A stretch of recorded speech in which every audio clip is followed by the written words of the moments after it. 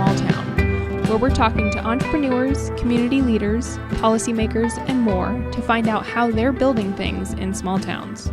I'm your host, Shelby Smith.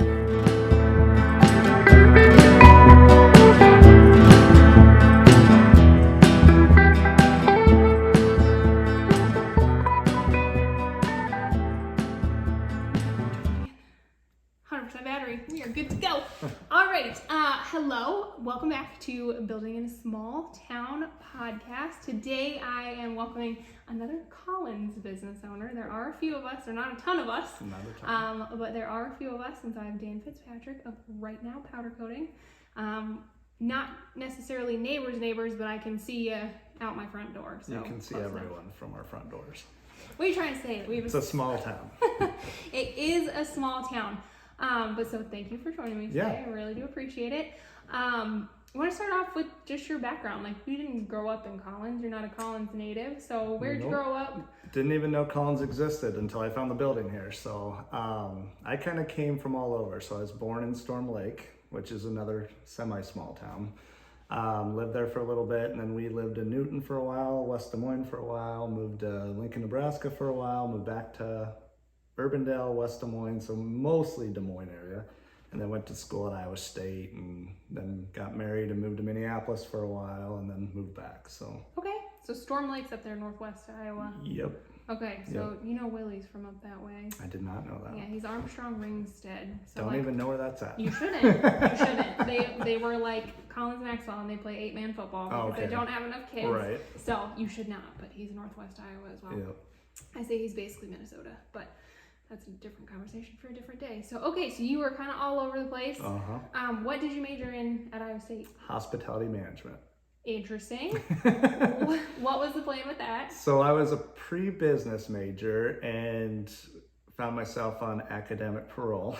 As you do. The classes were really big and not interested in the, I'm very much a learn with my hands and be able to apply what I'm learning. So, when I got onto academic parole, they put you in with a counselor and they're like, what's going on? And so basically I told her I wanted more ways to apply what I was learning to a business. And so she goes, well, hospitality would be really good because you're learning how it works in hotels and restaurants and golf clubs and all that kind of stuff. And so when I got into that, everything started clicking and I was able to get through the rest of it. So we got our grades up and graduated in 4.5 years, but close enough. Right.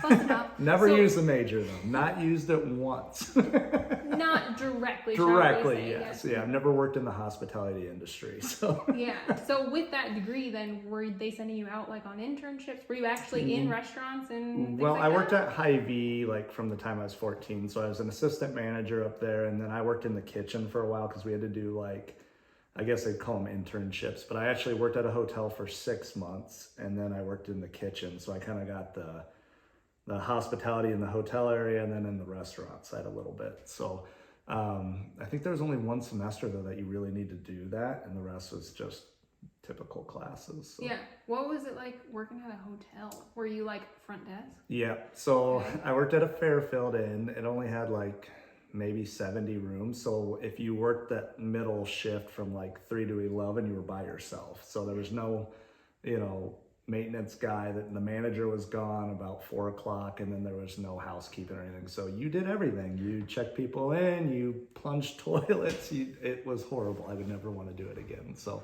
and you got paid like minimum wage. So of course, yeah. And but you're running the whole hotel, and they're paying you as little as it possibly can. Yes. So. I'm a lot nicer to those people when I go to hotels because I know what they're going through. Especially during that time period. Right. You're like, I know you're on your own and I'm really sorry. Well, and especially in those small hotels because you don't really need a big staff. But yeah, they put a lot of work on you. Nice. So, yeah, not really. So then you graduate from Iowa State in your 4.5 years. And then what's next? So my wife, we were engaged at the time. She worked for General Mills up in Minnesota. So I moved up there and worked for an insurance company. So I've always been into like vehicles, and I raced for a little bit. So my dad worked for an insurance company, Farmers, and he's like, well, they have claims jobs up there to, be a claims adjuster for auto. And I'm okay. Well, so I went up and interviewed, got the job, and I did that up there. So I was an auto adjuster for 6 years, and then when we moved back, I just transferred down here. And I've always kind of wanted to be an entrepreneur and start my own business, so I always had my eye out for something because I wanted out of that industry. It's not, you're kind of hated by everyone. Have you ever wrecked a car or had to deal with an insurance adjuster? So I've never wrecked a car. The only insurance adjuster that I've had to deal with was from our lovely hail damage. Yes, that we had this year. Yeah. And so, but you're right. Now that I think about it, like an insurance adjuster is kind of like, same thing with a cop. Like you don't call a cop on your best day, right, in your best moment. Yeah. Like your insurance adjuster is right, not showing up after the best thing that's ever right, happened to you. Yeah, and it's a frustrating thing, and your car's in the shop or whatever it is. But you're also, if people read their policy, it wouldn't be so bad because it says for like light, kind, and quality parts. But everyone assumes you're just going to put brand new OEM parts on their car, and when you don't, they get mad at you. So your customer hates you, your boss is mad at you because you're not doing enough of that. So like you're just hated by everyone. Who you work for hates you, and who you're servicing hates you. So yes. I think at one time it was like one of the top 10 most stressful jobs in America or something like that, or at least I made that up, so I felt better about it. But yeah, it's stressful. It's not a lot of fun. It's the same thing over and over again. So yeah. So you talked about growing up liking cars. Like when did that start? Was that like an out of the womb sort of a thing? Like as soon as you could? I think it was that whole nurture thing. So in Storm Lake, where I didn't grow up there. I was there through like first grade, I think. My dad's cousin owned a Chevy dealership up there, so we would go there like Saturday mornings, and I was just like, that's where we were. Like the smell of a garage, like where they do the mechanical work, is like one of my favorite smells in the world. And I think it's just from going there with my dad on like Saturday morning. So that's probably where it started. And he's always been a car guy. We're big Chevy guys, big Corvette guys. I have 2 of them. So I'm not like an overall car guy, but I do like car shows. And I like looking at all brands, but I'm definitely specific to that Chevrolet brand. So. Yeah, you definitely have the brand loyalty. Yeah, we have a lot of Chevys. And does that come from, that's like family legacy? Yeah, I mean, there was a dealership in the family. Like one of my trucks has our name on the side because I bought it from there. They sold the company a few years back, but it was kind of cool to have a car with your name on it because that's a dealership. So yeah, it's always been Chevy. And growing up, it was like, you know, if I don't buy a Chevy, what are you going to do to me? He's like, disown you. Like it was a joke, obviously, but like we always talked down on Ford and Dodge and all that. And if you talked about Honda, he's like, you buying a mower or what do you buy? Yeah. So it was, I mean, we don't hate any brand per se, but it was definitely grown up with Chevy. So. You didn't have a choice. Yeah, not really, but I didn't want one. Yeah. So the bad part is now my wife doesn't have a choice. Yeah. She's like, that Jeep looks really cool. I'm like, does it have a bow tie on it? No. Yeah. Doesn't look that cool. Yeah. That's awesome. Very good. So then when after Minnesota, you guys obviously moved back to Iowa. Did she change jobs and you guys ended up down here? Did you? That's actually how we were able to come back. So she worked for corporate General Mills, and then there's a plant down in Carlisle just outside of Des Moines. They do like the flour, so all of your cookie mixes, pancakes, biscuits and stuff, they produce all that there. So there was a quality engineer position that she applied for and got. So she was able to come down. So we were like, okay, that's good. And now I can try and either find a job or transfer with farmers. And luckily everything fell into place where I was able to transfer. So the goal is, her family's from Sioux City, but my whole family, which is rather big, was in Des Moines, and now her parents live here, and we knew that would happen. So it was good to get back. I don't miss Minneapolis area. It's just nuts up there. I definitely prefer a town this size versus a town that size. Yeah, definitely. That and Minneapolis weather is just, it's a different level of winter up there. I feel like it is. Absolutely. You know, it's only 3 hours north, but like I feel like you lose like a whole nother month to winter up there. Yeah, yeah, and just exponentially more snow, it feels like. So and it's always 10 to 15 degrees colder. And I remember like my parents would be like, oh yeah, it's 50 here. I'm like, it's 20 up here. What the heck? Like this is not a good thing. It's 20 up here, and it's the end of April. Right. Like, it was that way. Yeah. You definitely lose a lot of time to winter up there. Yeah. That. No, thank you. 1,000% I will pass. I'm half Texan. My mom's from Texas, so I prefer warm weather. It's not here in Iowa. Don't be confused. But yes, it is better. No, it is better, and it's just spoken like a true Northerner, but it is definitely better. Right. So then you came back, you were with farmers some more, still doing the auto adjusting thing. And then at that point, were you like really being like, I am looking for an out? Pretty much. Yeah. I mean, I had kind of had the idea of starting my own business. And I don't know, like when you got into your thing, but you have no idea what to do or where to start or where to look. And it's like, okay, what are you passionate about? What do you want to do? And with that hospitality management degree, I'm like, well, I know service pretty well, like the food side and all that. And so I was actually looking, weirdly enough, into like opening a Papa John's in the Altoona area.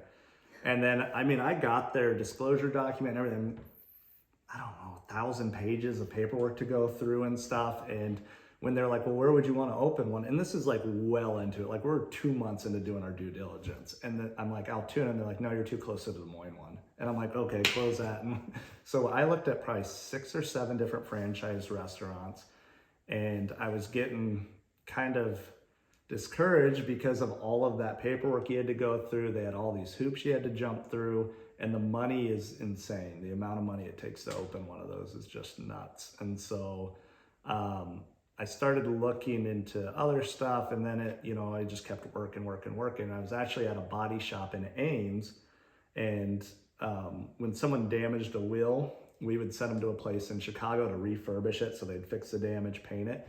And this guy pulls in and he's like carrying a wheel out, and on the side of his van, it says Alloy Wheel Repair. And I'm like, I asked the guy that worked there, I'm like, what's that about? And he's like, oh, they fix our wheels for us. And I'm like, I didn't know that was a thing. So I researched that company, and it was a franchise out of Des Moines. And it's like, that's kind of cool. You can go like fix these things.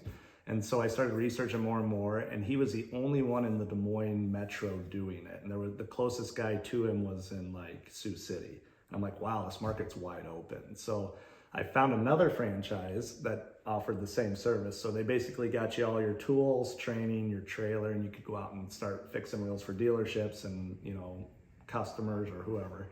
And I was about to sign the paperwork, and they wanted me to go to like Oregon to train, but then wanted me to go to like Washington, D.C. to pick up the trailer somewhere coast to coast. And I was like, can't I just do everything here? And they were fighting me. And I'm like, if this is what it's like to work with a franchise, I don't want to do it. And my mother-in-law, who was totally against me even starting my own business, because she's very much like, get a job, it's safer, get a job. Traditional. Yes, and she was a teacher, and so she was very like pro into their teacher union where they felt safer, I guess. I don't know. But she encouraged, she's like, can't you just do this on your own? Like, what do you need to know? And so I was like, okay, yeah, I'll do it on my own. And so that's Rimwright was the prior, which I was wondering if you were going to say that or not. So I didn't know if you knew me when I was Rimwright or not. So I did. Because everyone still calls it Rimwright. Yes, so I got to town when you were still Rimwright, or maybe you hadn't changed the sign yet. Right. So what year was this when all of this was happening? Do you know? 10 years ago. Okay, so yeah. It would have been 2013, 2014? 13. 2013. Yep. Okay. So we started in like September of 2013 with Rimwright. So I found like a marketing company to come up with my logo and to do all my like trailer graphics and stuff. And Rimwright was your brand. That was my brand. Yep. Okay. I pulled out of the franchise because I was like, if they're this difficult to work with just on training, what's it going to be like to work with them down the road? Yes. And plus you still have to pay them your royalties and all that. And I really wasn't excited about that. I'm like, they teach you how to do it once and they get money forever. Plus you have to buy your supplies from them and all that stuff. So I would talk a lot of people out of it, but I think it's a harder way to go into business because you're all on your own. You have no support system and no like prior knowledge of how to do it. Yeah, no, that makes sense. Okay, so you started this in 2013. Yep. Hit the ground running. You're not in Collins yet in 2013, right? Correct. So then what were you like working at your garage? We were working out of the trailer. So the trailer was a complete turnkey wheel refinishing factory, we'll call it. So we had a paint booth in there. We had all of our grinding, sanding tools, all of our different paints and stuff. So we would actually just go to dealerships and find curb rash on wheels and fix it for them. And then obviously we tried to market on like Facebook and all that stuff to get the retail customer too, and we did quite a bit of that. So it was, the hardest part was my very first day. I was at Carl Chevrolet, which is one of the bigger dealerships, and I back in there and like another trailer backs in and I'm like, that's weird. And so the guy gets out and he's like, oh, hey, I'm da-da-da with Alloy Wheel Repair. And I'm like, well, you're not the guy that owns it. And he goes, no, I just bought the franchise. So a brand new guy started the same day I did, and the guy who had the franchise dropped it and started Des Moines Wheel Repair. So it went from 1 to 3 overnight. Right. And I was like, oh man, what a time to start a business. Like not knowing that was going to happen. Yeah. So yeah, it got a little hairy right off the bat. That's right. I think a little pressure makes diamonds, as they say. You know? We made it. Yeah. Well, and I think you probably, as an auto adjuster, you have to know, there's a lot of wheels that are going to end up needing repair. Right. And 3 of you covering the entire Des Moines Metro. Right. Like that's still not like market saturation, right, if you will. So. Yeah, and there were a few others that did it, and I kind of saw that because the original guy had the accounts and the connections because he had been doing it forever. They knew he was there, they knew he was servicing, and then the new guy had the brand that they were used to. So I was like, man, they're gonna have that step on me the whole time. So I actually started going to all the accounts outside of Des Moines. So we were hitting Ames, Boone, we were going up to Marshalltown, Newton. So we were hitting all the little towns outside of Des Moines, and they were like, yeah, we haven't seen that guy in months. So I picked up every single account. Right. Well, they sat down in Des Moines and fought over all the dealerships down there. So I don't know why I thought to do that, but it's the best thing because I probably would have been out of business otherwise. So it was very fortunate that happened, and I was able to pick up all those accounts pretty quick. That's so, awesome. Yeah. So how long then were you just working out of the trailer? Was that like a 1-year thing? It's probably 3 years? Probably 2 years. Okay. And then, well, I know it was 2 years. A good thing of Facebook memories is you kind of see where you were. 8 years ago is when we got into powder coating. So on January 1st, we started building our own oven. So, well, me. Yeah. We're bigger now, but we built our first oven, and then I think it was March of that year, we rented a shop in Ames. That was like 800 square feet. So that's where we started powder coating, and our main business was doing wheels for the dealerships because everyone wanted black wheels, and to paint them in a trailer where there's dust and debris was not a good idea. So that's what got us into the powder coating, and then it got busy enough that we ended up buying the location here in Collins. Gotcha. So, forgive my ignorance. What's powder coating? Like, what's it, you know what I mean? Like, what's the difference between powder coating and just like regular spray paint? Like, my husband will kill me for this because he'll be like, because he's got like powder coated trailer or something. You know what I mean? Yep. And I'll be like, because I'm like, can't you just fix that with spray paint? He's like, no, it's powder coated. I'm like, I don't know what that means. Right. So what does that mean? So powder is a dry form of paint. There's no solvents in it. So it's a big push in it is that it's green. So you're not polluting the air with all the solvents evaporating out. It literally, I tell people it looks like a powdered sugar. So people have never seen it. They're like, well, what's it look like? And so the way they mix it is they take all the raw chemicals and the colors and stuff, and they actually put it through like an extractor that melts it and mixes it all up. And then they roll it out into flat sheets. And then those are broken up into like what look like potato chips because they call them chips. So it's like tortilla looking shapes. And then they go through a pulverizer. And so it's just a dry product. And then we use an electrostatic gun that puts a negative charge in the air. When those powder or the pieces of powder come through there, they pick up that negative charge, and then they're drawn to the part because the part's grounded and they want to dissipate the charge. So that's how it sticks to the part. Whereas with liquid paint, you're using the solvents to get it to stick. We're using a charge to get it to stick. Wild. Yeah. So it's way more green. I think it's way quicker to apply. It's way cheaper to apply. You don't have to wait for it to dry out and cure. You put it in the oven, you pull it out, and it's ready to go. So there's a lot shorter window time to get the part back on the car or back on the pallet, back to the customer or whatever it is. And so, you're talking about charges and all of that kind of stuff and the grounding. Mm-hmm. So then can it only go on metal, or can you powder coat anything? The technology, so powder is kind of a newer thing. It's not like super new, but like a lot of cool things that came from Europe. So America has had it for quite a while, but it's like just kind of ramping up. So most of your like appliances are powder coated. These are probably powder coated. So all metal, obviously, aluminum can be powder coated. Anything that won't just get destroyed in an oven at like 400 degrees, basically. So, like I said, appliances, all that stuff. A lot of car parts are powder coated now, but they're starting to come out with technology and different ways to cure the powder where you can actually do like cabinets and, MDF board and plastic and fiberglass and all that kind of stuff. And they have a newer, I don't know if it's new, and I've never seen it or used it, but they have a UV curable powder too. So literally just put it out in the sun type of deal. Obviously, they have lines that run through UV lights, but there's some cool things coming. It's just whether you, as a powder coater, if you have the money to buy the equipment and get into it. Right. So then, so the oven step is the curing step, Correct. Essentially. Yep. And here's me being a total girl. The only thing that I can relate it to, and like what totally most people don't know what powder is. Well, what totally just dropped of like the curing thing. Mm-hmm.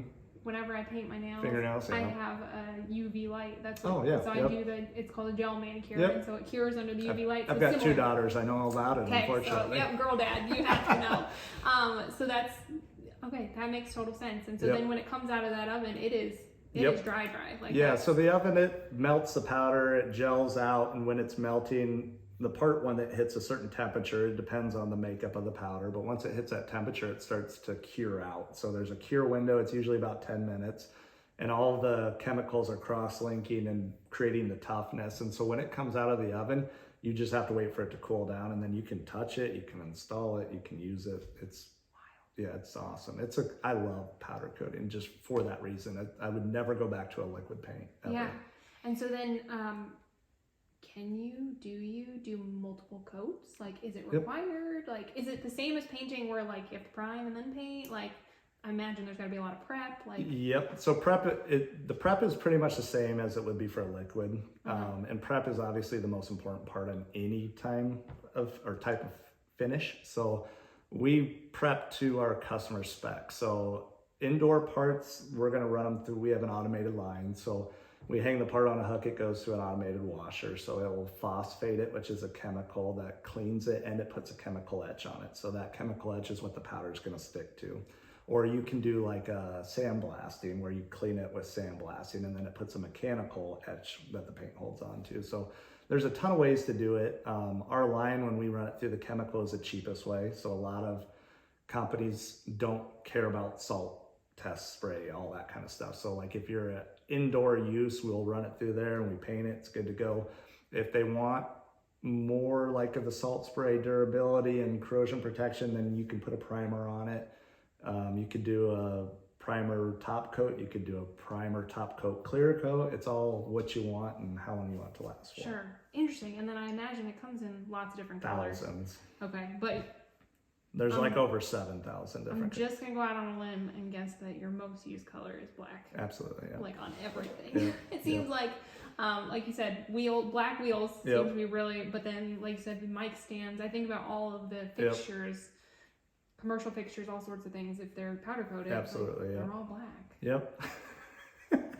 It's cheap. It's cheap, and it's, it's neutral. It goes with everything kind of thing. So I do understand, but interesting. So it goes in, and are there different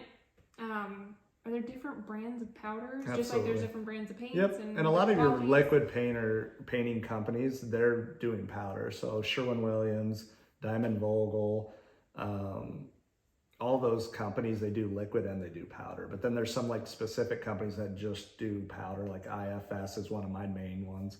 And they're all different levels of like quality at the same time. So in powder coaters, we tend to like find ones we really like and we'll badmouth all the others. And like whether we've used it, I'm like, no, I'm not using that. That's junk. We don't want to use that. But to me, it's more like what that sales rep provides. Like, is he responding to my emails, my questions, my orders, all that stuff? So my IFS guy is amazing. He's in my shop every couple of weeks. I was on the phone with him 3 times a day. And so there's tons of options where to get it. And then they have like specialty companies that make like the metallics and transparents and all that kind of stuff. So tons of options. And I don't ever pick colors either. So when someone brings me a special project, I'm like, go to this website, pick your color, because I'm not going to get it wrong for you. Yes, I was going to say, don't pick the colors, don't even recommend. Right. Like, nope, whatever you want. That's always with Willie and his landscaping. When he goes to someone, he's like, here's your options. Right. What do you recommend? It doesn't matter. Yes, whatever you want. Yeah, You're the one who lives here. Exactly. And you get to look at it every day. I don't. Exactly. So my taste should not go into it. Right. Interesting. Okay, so you go from the trailer to then renting an 800 square foot spot in Ames to start up with the powder coating thing. How'd you get to Collins? Price. Fair. How did you find Collins? So I was looking for a larger shop because we were kind of getting beyond just wheels, and it's crazy in powder coating when people find out you do it. Everyone's like, oh, I got this, I got that, I got. So we were doing a lot of little projects for people, and motorcycle guys always want their stuff done, and car guys want their stuff done, and then like people with appliance, they're like, can you do this hood for over my stove? And it's like, yeah, is it metal? We can do that. So it just spreads, and we were like, okay, we need a better, more professional oven, which won't fit in this building. So I started looking at different properties for sale. I've always been a buy guy. I don't like to rent. So I don't know if that makes sense with you in your business, but it's like, if I'm gonna pay rent to someone, it might as well be myself and earn that, or just build the equity into the building. So I knew I wanted to buy, but I didn't have hardly any money. And so we just kept looking and looking, and I found it on Craigslist, and I was like, Collins, I have no idea where that is. So right to Google Maps, and we looked it up. I'm like, okay, I live here, Collins is here, that's 30 minutes. I'm going to Ames, that's 40 minutes, that works. So I came, and it was a long process to buy the building because the city owned it, and it had a lot of termite damage, and they wanted a lot of money for it. And for the state it was in. Yes, for having to replace half the building, they wanted a lot, in my opinion. So I went to a meeting and made an offer, and they rejected it because I came in pretty low. And then we just kind of waited for a month or so, and then I made another offer because it was still available, and they accepted it, and that's basically what got us here. So. And what year was that? Oh, I think we've been there 6 years now. Okay, so 17? Sounds about right. Something like that? Yeah. Okay. We bought it in like October. So, okay. And I mean, we spent the first month tearing the whole thing apart and redoing it. Sure. So. And was it, when you bought it, was it just a shell? Was it insulated? I mean, if it's got termite damage, it doesn't matter. Yeah. So, I mean, everything was still put together, but you could go, it's a pole barn, but it's all sheeted and nice looking because it was a fire station. But you could go to the back wall, push it, and see the grass outside. So 3 of the, it was actually 2x6s. There were 3 of them put together for the post. So 6x6s, but 3 of them were completely chewed through. So we ended up ripping all the sheet metal off, pulling all the insulation out, and replacing 3 of the uprights. And the damage went all the way up into the roof joist. So we actually spliced in sections up there. And then the purlins that go between all the uprights, we basically, from the building's 100 feet wide, and the damage happened about 50 foot in, and it went all the way to the north end of the building, 44 foot to the other side of the building, then wrapped back around to the first, 2 doors. So of course it did. Yeah. So we have pictures. It's kind of funny because they had a men and women's restroom which we just gutted, and so we still had the toilets installed. My brother was working with me, and I can see the picture in my head, but we were both sitting there and we took a selfie because you could see outside to like the cars going by. And then he's like, open air concept bathroom, which I'm sure the city wouldn't appreciate it in the long run. But it was just kind of funny because we had to rip it to nothing. Yeah. And so you could see outside through the bathroom. We weren't able to use that for a while, but. So, I mean, it went through the derecho, so. And it's still standing. It's still standing. I'm not a construction guy, so I feel pretty good about it. Yeah. Well, and so when you bought it, I would hope that the termites had been treated at that point. It wasn't an active infestation anymore. Absolutely. Yeah, they had done a really good job of making sure. I mean, I think it had been treated like years prior. Sure. But I know the way that the fire trucks work, I think they're in a co-op system. So the co-op that owned the fire trucks were very nervous about the building collapsing. Falling on them? Right. That's Fair. a little bit of money on those. So they got very excited to get them moved. And I think the city Landis gave them land to put the building up. They raised a bunch of money, put the building up. It's a really nice fire station, by the way, for the town. Right. Gorgeous. For the size. Oh, right. yeah. For sure. I remember walking through and I'm like, when you guys are ready to sell us, let me know because I'm ready for it right now. Yeah. So, but yeah, it was all, they told me everything. They let me look at everything. They didn't try to hide anything in my viewpoint, which is good because it's the city. Right. So I think they were pretty upfront with everything. And I mean, they were easy to work with. And they let me in there anytime I wanted before buying it to look at stuff. So. Right. They're just, especially at that time, Collins Main Street would not have had a whole lot going on. There was nothing. Exactly. Yeah, and they had, I don't even think Robbie the Robbie had tattoo not guy yet. was there. Yeah, it was just the bank and the wellness center basically. Right, because Robbie said that he and Cypress had lived here in town for a year before he even bought that building. So he said he thinks December was his 5-year anniversary. So he's been there since December of 18. Which is awesome. Yeah. Like to have a business like that. Oh yeah. And just be busy. Like he's 6 months out at all times. I know, he made me laugh though, because he was like, yeah, and because I got the same thing. Obviously, when I came into town, you know, you had the old boys that he said, I had the old boys come in and be like, do you really think that there's going to be enough people in this town that are going to want tattoos? And Robbie's like, he's like, nope. You're not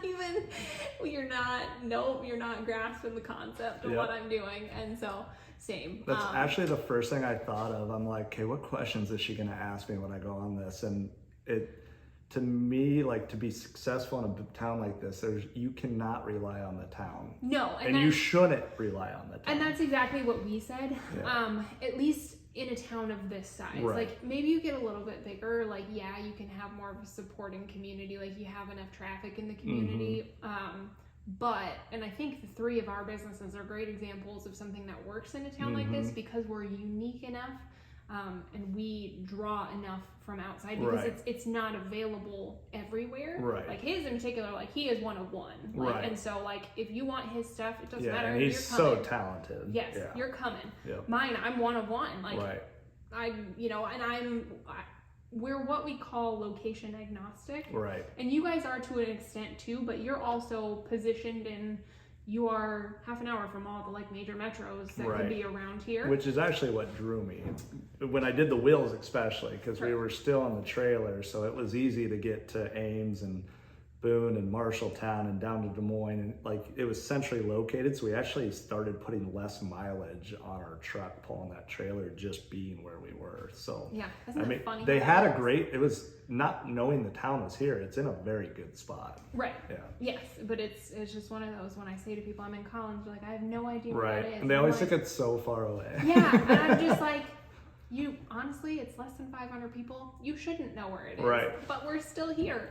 So, no, it's funny. Like I said, I imagine you guys probably got the same thing of like everybody being like, "Oh, do you really think that you're going to be able to do this?" Or maybe they realize that. I don't think we had a lot of that because I don't think they expect us to fix wheels for the town. But you definitely, there's people that have been here forever that are very interested in what you're doing. I won't call it Snoopy. I'll call it interested in what you're doing. I would call it Snoopy. I mean, when we first started tearing that building apart, and we're a lot more exposed than you were while you were here doing this, because all of our doors were open. We would get lines of cars just slow rolling in front of the building, like what's going on in there and stuff. So, and then a lot of the residents would come in, oh, what's happening in here? Are you going to have this? I think the joke we had right away was we cannot put a coffee pot in this building because everyone will be in there. We won't get anything done. We will be talking to people all day. So. Yes, I could see that. And Robbie made this good point too when I was talking to him of they do that. They come in, they're nosy. They just want to know what's going on. They're excited. I get it. They're excited something's happening. They go from a completely dead Main Street to now there's something happening. So I get and I appreciate that excitement. And the other awesome thing is like, that they talk about all of our businesses. Oh, absolutely. When they leave Collins, they're like, oh my gosh, we have this place and this place and this place. And so, I mean, but you're right. If you had put a coffee pot in there, you would have gotten zero work done. You would have had all of the visitors. This may be the most unique small town in Iowa. You know what I mean? Just with the businesses that are here. Like, how is that a thing? Yes, very much. And you throw gotcha games in the mix too, and like it just. He was here when I was here, so I forgot about that. He was here before me. Gotcha. So, but you guys, you would have been the really, really early movers, and then it's kind of taken off since there, which has been really interesting. But okay, so you bought that in 2017. Sometime around there, like 5-6 years ago. And then, so your business obviously continued to grow. Yes. What was with the rebrand? It's a good question. So in 2020, when the world fell apart, I had actually, there's kind of a backstory to this. So I bought a powder coating gun. It's like in the industry, it's the gun to have. So it's GEMA brand. And the sales rep who sold it to me when he brought it, we did a demo, and he left it there, and I really liked it. And I called him up. I'm like, hey, I want the gun. And he came in. He goes, hey, we're hiring for a sales position. He's like, you would be perfect for it. And I'm like, yeah, I'm kind of doing a thing here.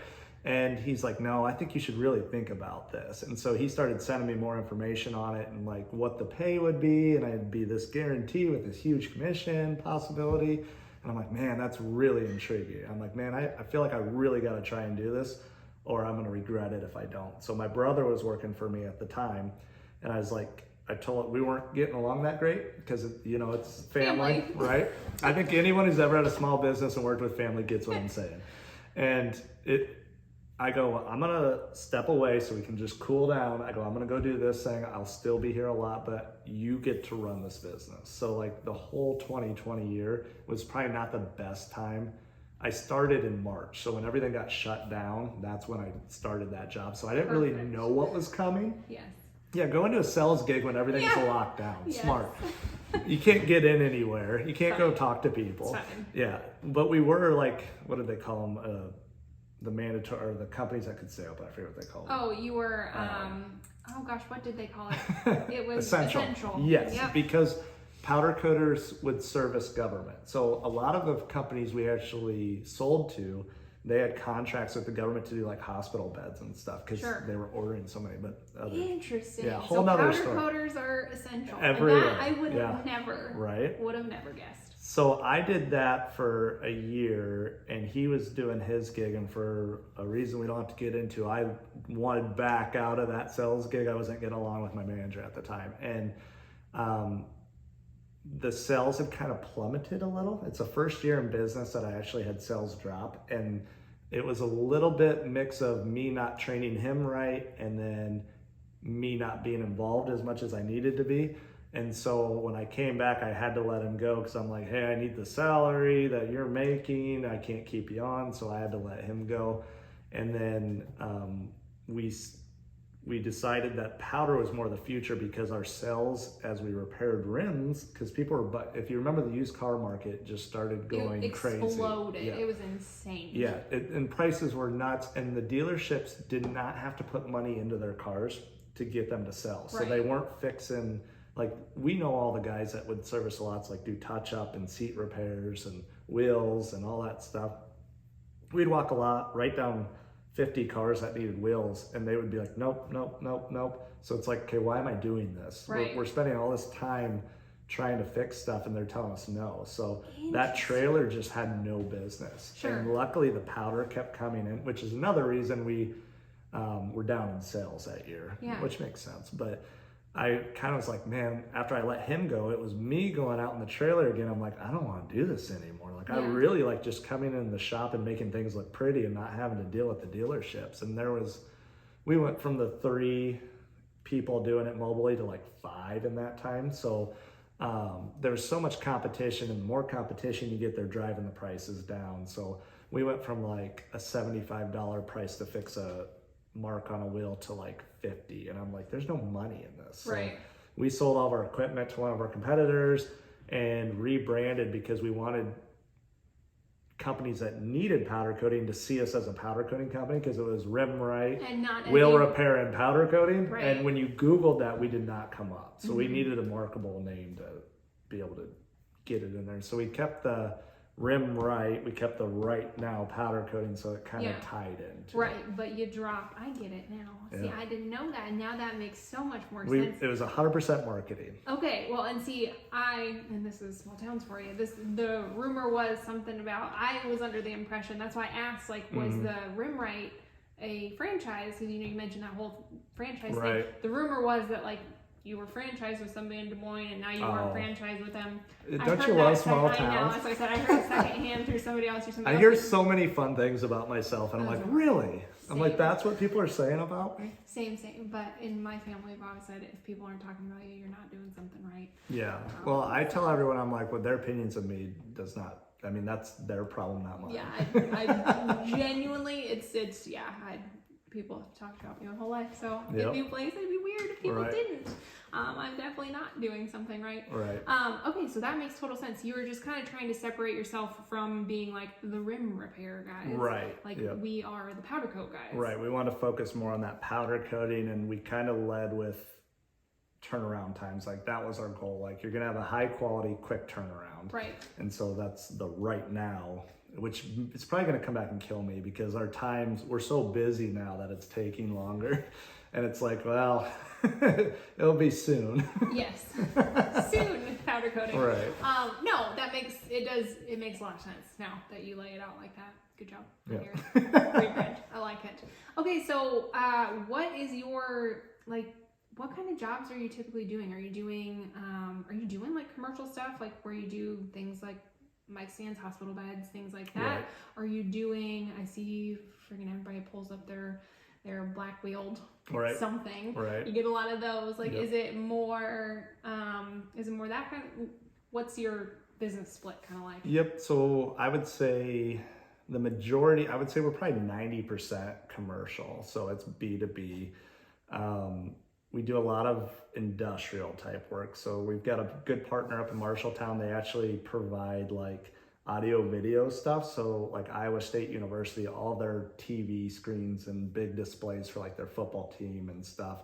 This company comes in and they do all the like utility boxes that are in the wall that hold all of that stuff. So we're powder coating all that stuff.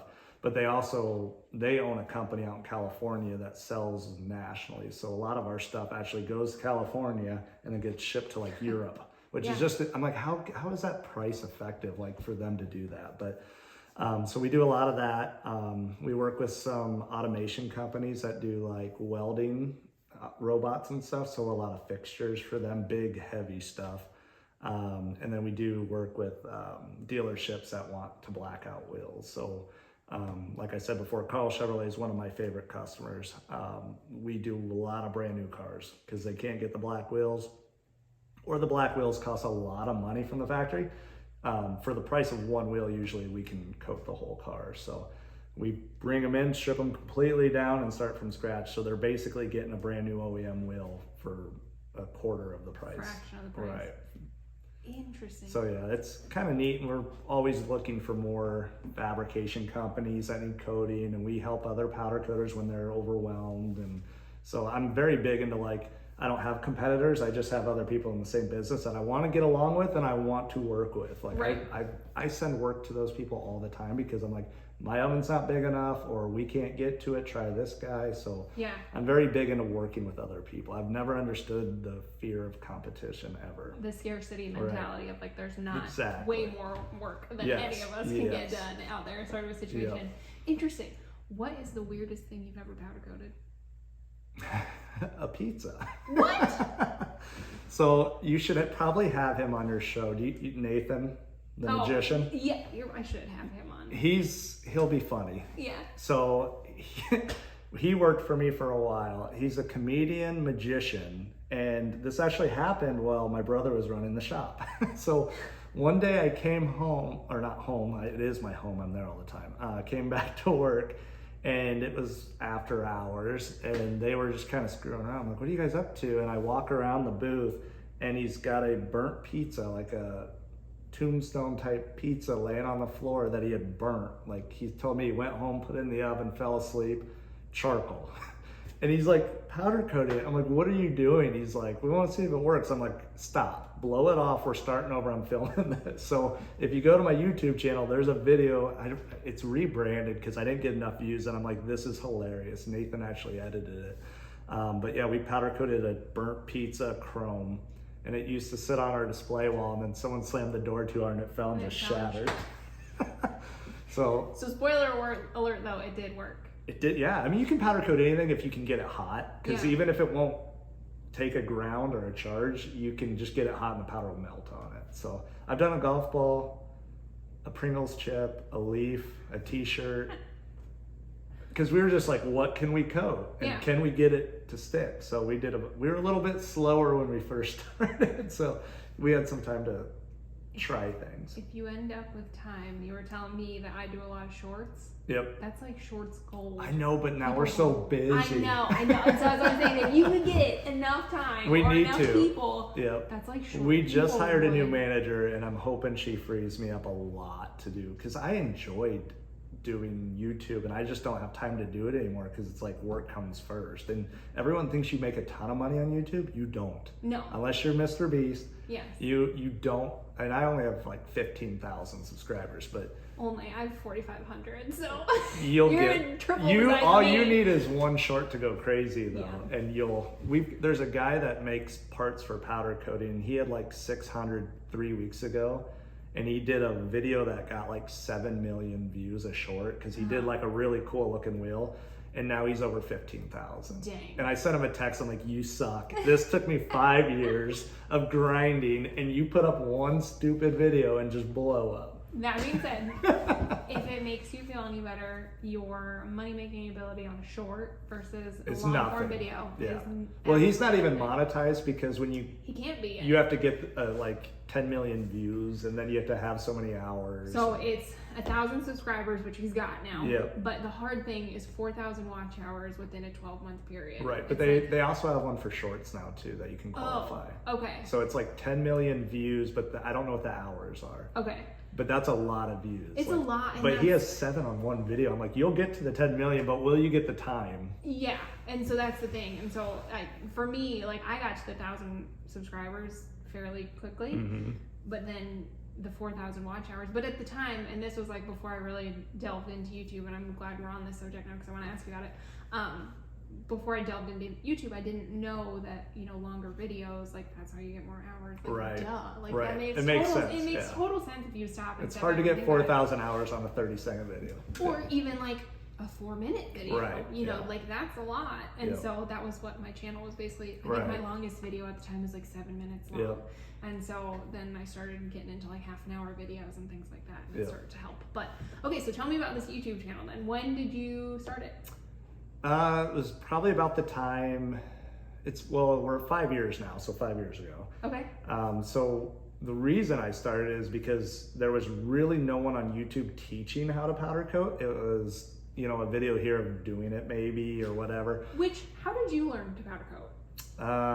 Research, books. YouTube would have been helpful. It would have been. There was nothing, everything on there. There was a lot of Facebook groups, but they were all giving horrible advice. Like just things I would never do. Like they were taking towels and wiping parts off, which leaves fiber behind, and then you paint over it and it's sticking out of it. And it's like, that's why I started. I'm like, there's so much bad advice. Let's just put some good stuff. And I gave people the best advice I had at the time. If I went back and looked at those early ones, I'd be like, don't do any of that stuff I told you to do. But I have like really loyal people. Like those 15,000 people, I guarantee 90% of them powder coat. So whereas I kind of get jealous of other people's channels that blow up, like the one guy, and I'm like, they just want to see him do cool stuff. They aren't there to learn from him. Like, Right. So I feel like I'm actually adding value to people. And I mean, I have people email me all the time, and it's weird because they're like, I love you so. I'm like, no, stop, weird, not okay. And then I sell equipment now too. So I go to trade shows and people recognize me, which is super, I don't like that because it's like, they're like, hey, I know you. And I'm like, no, you don't. So it's just weird, but I don't, it's kind of cool, but it's also really weird. But yeah, so it was to teach people the skills they need for powder coating. And I feel great when people are like, oh, this has helped me so much. Thank you for sharing this. So I'm like, that's why I do. I don't do it for the $200 a month I get from the ads. Right. It's to help people. Yeah. So. Well, and so essentially it kind of sounds like you created the resource that you sort of wish was out there when you started. Absolutely. Which is basically the genesis of mine as well. Was like, I did the same thing. It was like research. I found some like reptile people that had to keep crickets alive for, their like lizard and stuff. And that's how I learned how to raise crickets. Them. Yeah. And so I was like, and I'm the same as you of like, I started mine in 2020 because everything shut down. I wasn't speaking, wasn't doing events. I was like, I have time. Like, this is a good time to start a YouTube channel. And that was what I did. I was just like, what would I have wanted, 2 years ago when I started this? But if I go back and look at those videos, I can't even watch them. Right. I'm like, what were you doing? Right. Like, this is not how you do that, and these videos are horrible. Right. Like, who did this? My videos are still bad, but I don't care. So are mine. People are like, oh, I edit for like 5 hours. I'm like, I don't have time. I'm like, I'm holding the camera like this, and it's all shot by me. Once in a while, I'll put it on a stand if I'm like painting. Yes. And then I edit it so like no more than an hour. If it takes me more than an hour, like, and if you really watch some of my videos, there's like tons of errors in them. Yes. Like where you can tell I should have cut that out but forgot to, type of things. And then once in a while, at the very end, I'll leave like a 2-3 minute gap of nothing and then put bloopers in just to see if anyone catches them. Yeah. Because they're kind of funny, but I've never had anyone comment like, oh, at the end of the video that was hilarious. Yeah. Have you had any of your, I mean, you've been at like trade shows and stuff where people have been like, oh my gosh, I know you, like da-da-da. Have you had anybody like just call you up? All the time. Same. Tons. So emails and calls. And when they call you, are they surprised that you answer? I used to answer, I don't anymore. So if I don't recognize the number, I don't answer. Because I would spend so much time, because it's tons of questions. And I'm a very nice, helpful person. I'm not going to hang up and be like, sorry, I can't do this right now. Right. So we actually started offering like consultations. So you can pay to have a half hour of my time or an hour of my time. Yeah, as you should. It weeds out all the people that are just looking for free stuff. And I try to answer as many questions on the videos that they ask, but you just don't have time to do it. So. Right.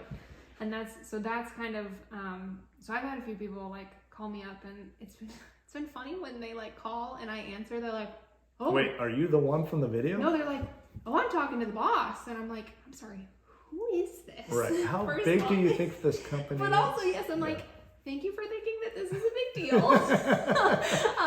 It's very flattering. Yeah, but it is kind of strange. But so I kind of have the same policy on my side of like, I'll take the call. That's fine. But I prefer email. Right. Email me your questions. Yep. And I will get back to you when I can.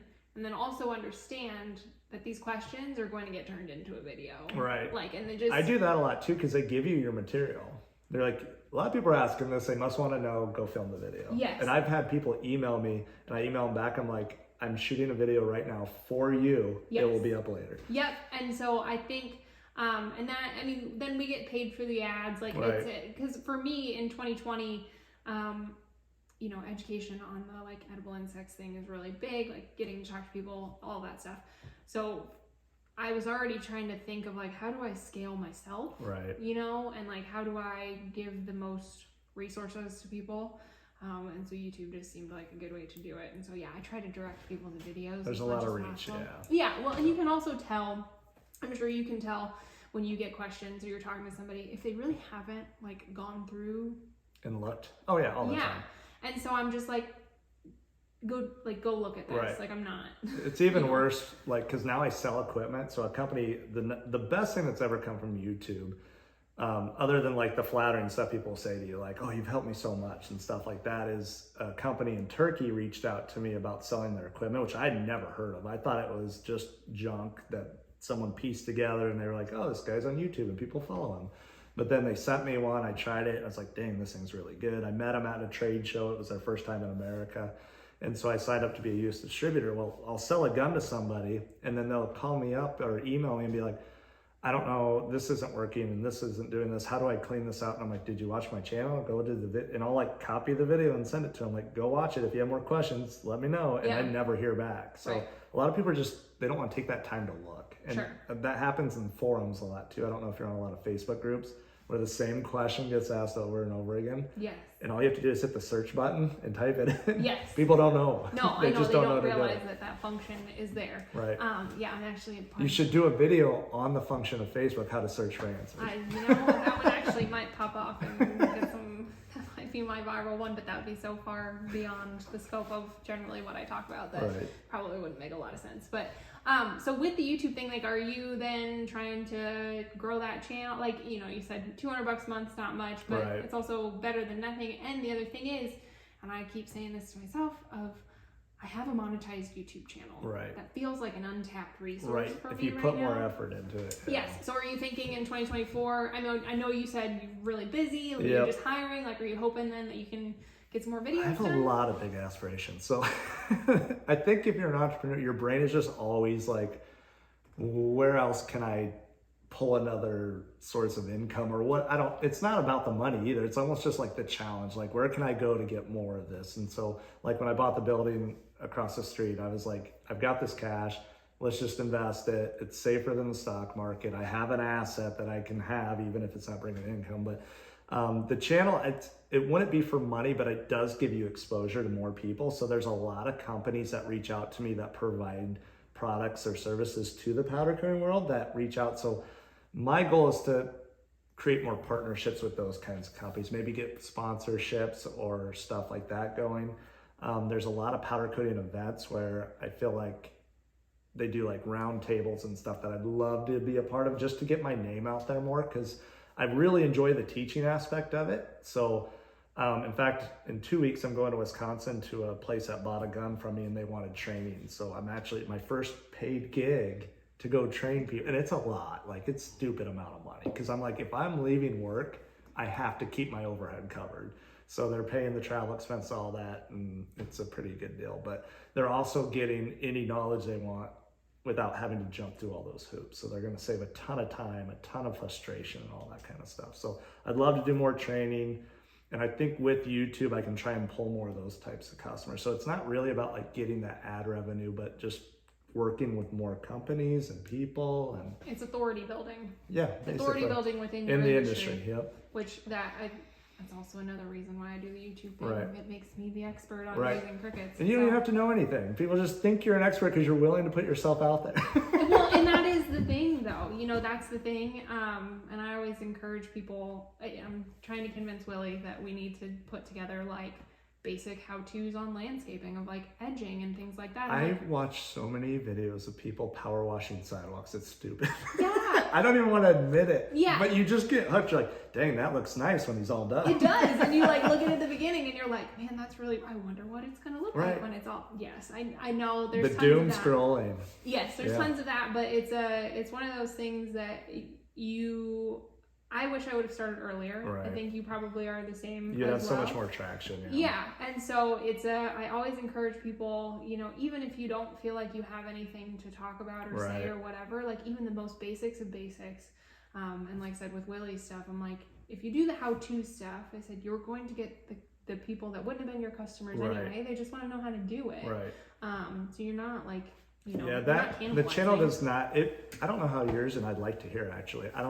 We don't get. I maybe had 5 customers from my YouTube channel that have like from New York shipped me parts because they're like, I want no one to touch this but you. Yeah. And I'm like, wow, they're way better powder coaters than me. Yeah. Way better. But thank you. Yes, but I don't do it for that reach. So, Yeah. but I'm a very like people aren't going to ship a set of wheels most likely to me from across the country, but that was never the goal to expand my business through it. It was just like I have time, I want to teach people. But on your side, like, are you gaining? No. So like my side, especially on like before, I kind of diversified my content. Obviously, like I started an actual YouTube channel for the whole 214 main renovation thing because I wanted to have that separate for a multitude of strategic reasons. Right. But then like as we started getting busier and like I got monetized, I was like, why would I not put these on my monetized channel? Yep. You know, and like get the ad revenue. I'm already putting the time in. And so I started like And expand the audience. yeah, exactly. So I kind of cross-pollinated between the two, and so now it's all in one, and it's got these podcasts on it, so it's kind of all over the map now. But like the people who are there for the cricket content, therefore there for like the how-to. Right. You might have a few people, like I have people all over the world, as you probably do too. Yep. So like I have a lot of like European cricket farms that are happening, things like that, where they're like, well, you know, help me, like nobody else is gonna help me. Right. And so I do, but more often than not, it's like reptile owners with like small scale. Just for the growing of them, yeah. Yeah. So it's more focused on that side. They're not like interested in my product, and I don't like sell the products that way necessarily. But for me, it was more of a like, here's how I do this. Teaching, yeah. Nobody else is going to tell you how to do this. Yep. And in the reptile world, like crickets are expensive. They go for like 20 cents a pop. Right. You know, at a feed store sort of situation, and so they want to keep them alive because that their animal requires supply fed. Like Right. they're really finicky. So that's, I would say, majority of that audience is that. Right. So it was never meant to be a Sales way. yeah, because it just I don't feel like that feels authentic. I feel like that Right. people can pick up on that on a YouTube Yep. channel because you just are in longer form. Like it's harder to be that Right. marketing phony. Yep. In a longer form setting. But Absolutely, I agree 100%. And Just yeah, me. with the bringing the other brands in, I just like you. I had actually thought about doing a podcast like this one exactly like 3-4 years ago. Interviewed like 4 people. It's still sitting on my hard drive. It hasn't done anything because I'm like, man, I don't really have time to do another one. Yeah. And then I was like, well, I actually put a pull out to my viewers, and I'm like, do you want to see like more how-tos, more cool stuff, or just like my life?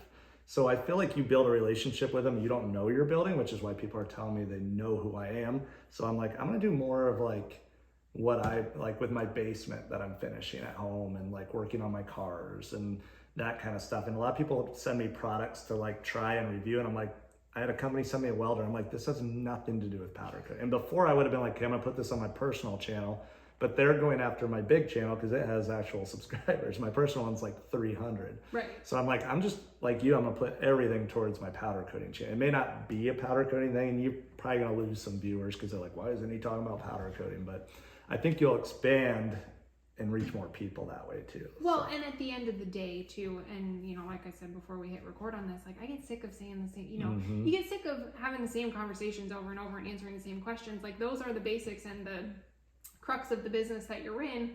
But the reality of it is, like, you're a whole person. Like, you're not just powder coating. Right. I'm not just crickets. Right. So we have other interests, and you know, like you said, you've had those followers that have been with you from the beginning. Like they are loyal, and they actually do. You know, it's weird because they're like, you know, you're like, they don't know me, but they watched you for hours and hours. Like, well, they know you, they know your voice. Cool that they've seen like the shop change and grow too, because people are they also think you're way bigger than you are. I know. They're like, man, or I've met people and they're like, you look taller on camera, and I'm like, I'm 6'2". How tall did you think I was?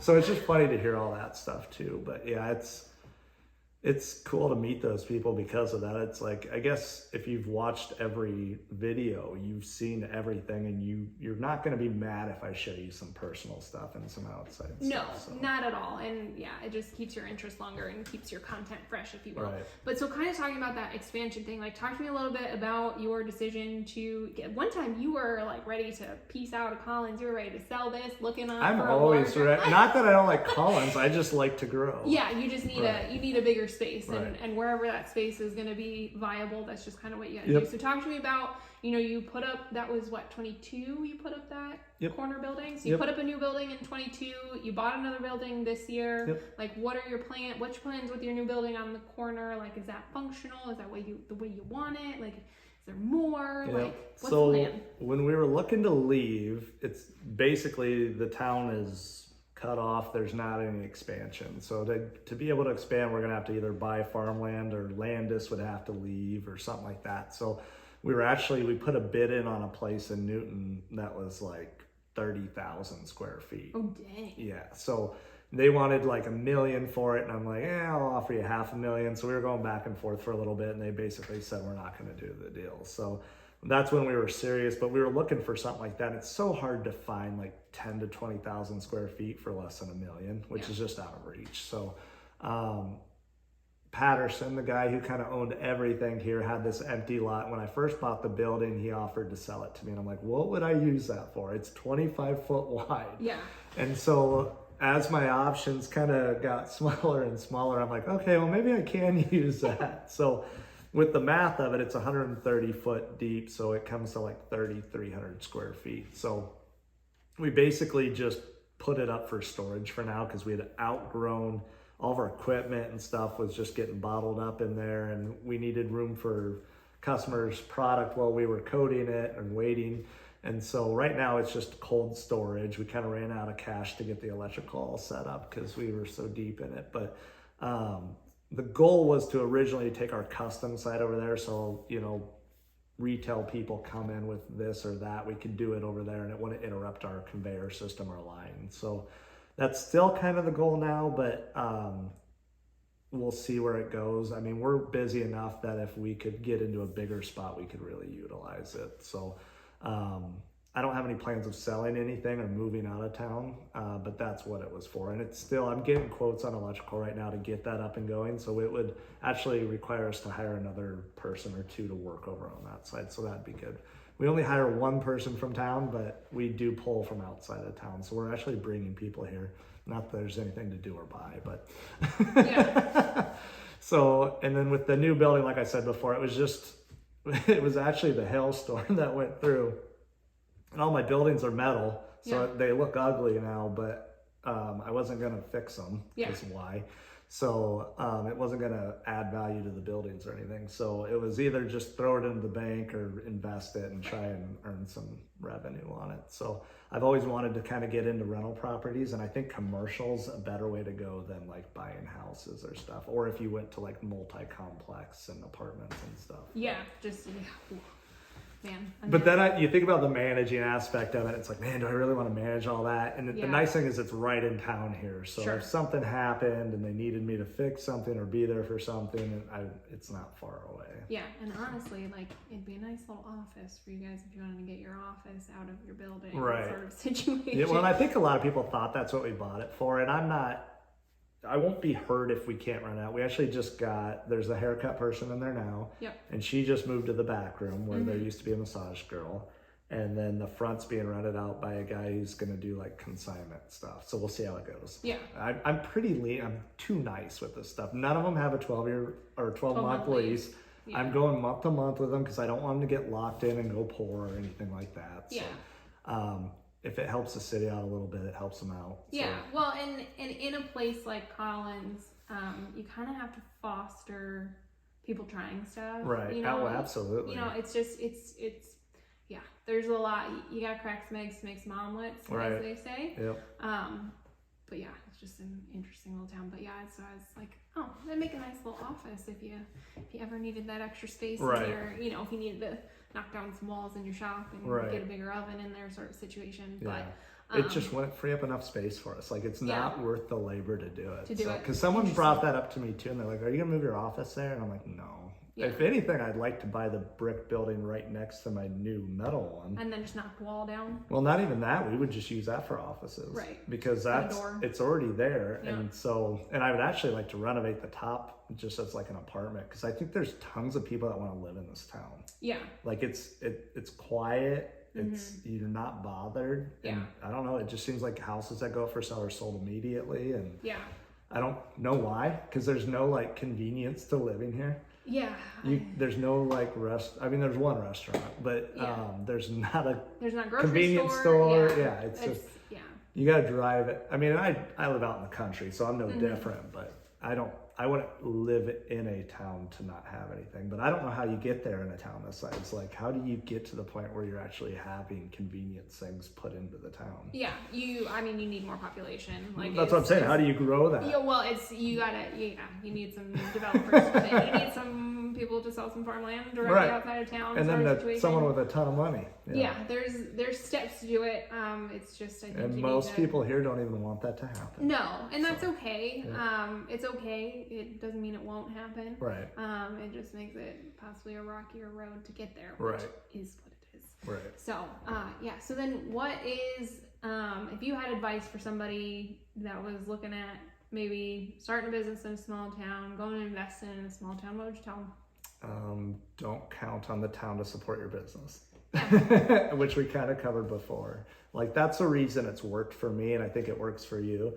And even Robbie, who does the tattoos, he had such a following from working for other people that they're willing to travel that 30, 40 minutes to come to him because he's that good.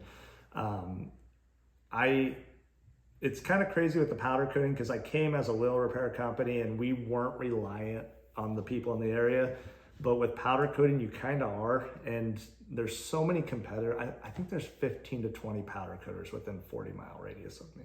So it doesn't benefit me to be somewhere else per se, but like being closer to Des Moines might pull more customers from down south or something. A lot of people, it's weird from the Des Moines area. If you tell them Collins, they look it up and they're like, oh, it's 35 miles.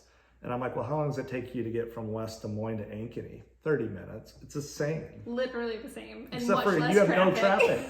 Like during the fall, you'll get stuck behind a tractor once in a while, but that's about it. And Yes. I actually don't mind the drive. It's kind of a calm down period on the way home, and it's kind of, you get the kids to school and then it's quiet on the way up. I listen to a book on tape and Yeah. it's relaxing to me, but I think people just fear, they're like, oh, I don't even know where that's at. And then they look and it's like, oh, that's too far. So it's getting people over that thought. But yeah, I don't even know, because I've racked my brain on like, what business could you start in a town of 400 to 500 people and survive based on that town? Yeah. And I don't think there is one. I think it, Unless you are like a property management company, you own all the houses. right. Yeah. No, seriously. Like, and that is unfortunately a reality of a lot of really small towns. And that's why a lot of main streets die because either they don't, either people like you and I who run the businesses styles that we do don't think to go look in the small towns, or those small towns are not making it known that they have, they're not listing their building on the right site. Like there's just something is not working. So I don't know how you solve that problem. Right. But I think as a business owner, it makes sense because you can pick up property for so cheap. Relative. Because it's so hard to sell them in those towns because the people that live there don't want it. Right. But I mean, that's what drew me was their price. I was like, man, I can't find this anywhere else. Yep. Same. So I don't know. I totally agree with you. But anyways, anything else that you would like the people to know? Any like crazy other, no more powder coating pizzas or anything like that? No, we haven't done anything like that lately. Nothing. No. What are you most excited about in the next 12 months? If I can get the people trained that I have and I can focus more on growing the business, growing the sales, and getting back to doing fun things like YouTube. I think you get so stuck in the like getting the production done and getting out that you forget that like you got into the business probably because you had passion for it or running a business, and then you're stuck in your daily tasks. So 2024, I don't like to make resolutions, but my whole thing is like get back to having fun and doing things you enjoy doing and not always having to work in the business, but able to work on the business. Yeah. Which when you're a small business, it seems like all you do is work in it. Right. So, you don't own a small business owns you. Exactly. Yeah. So that's my goal in 2024 is to have more fun and work on the things I want to work on. Cool. Awesome. Yeah. Well, I really enjoyed this conversation. You're very good at this. Thank you. I hope that you liked it as well. I don't think I could have ran a podcast because I just wouldn't be able to do the questions. No, you would. But if you seem like a curious person, so I think that you could. Because it's just, you just gotta be curious. Like, questions come up. That's true. So, all right, appreciate it. All right, thanks guys. Yep. Sweet.